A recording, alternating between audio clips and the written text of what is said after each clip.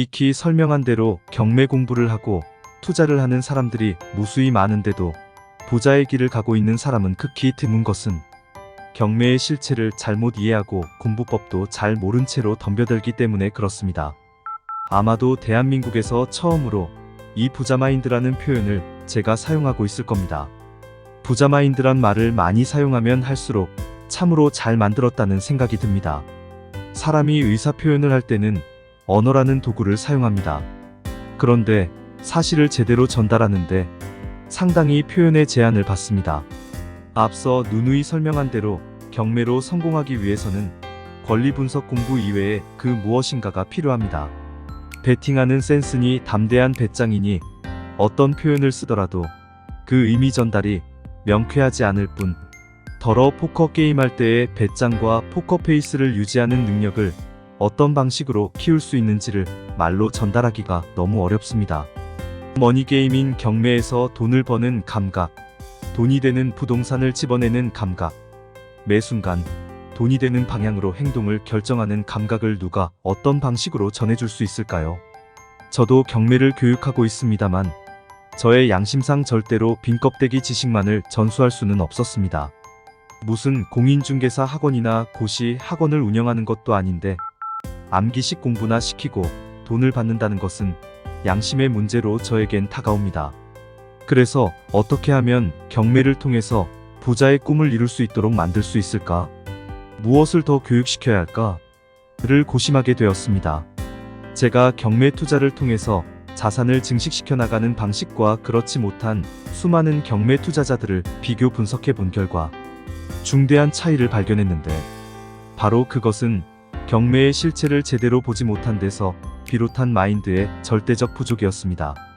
내 눈에는 쓰레기 같은 물건을 마치 보물처럼 좋다고 들고 다니는 이유는 바로 마인드의 차이였다는 것을 알게 되었습니다.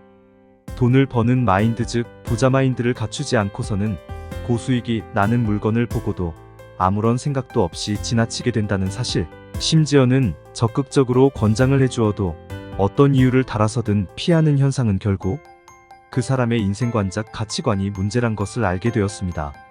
이런 가치관과 인생관을 고칠 수 있는 보약이 바로 부자 마인드입니다. 어떻게 하면 좋은 물건을 볼 수 있을까? 경매 투자의 매 과정에서 닥쳐오는 시련을 어떻게 극복할 수 있을까?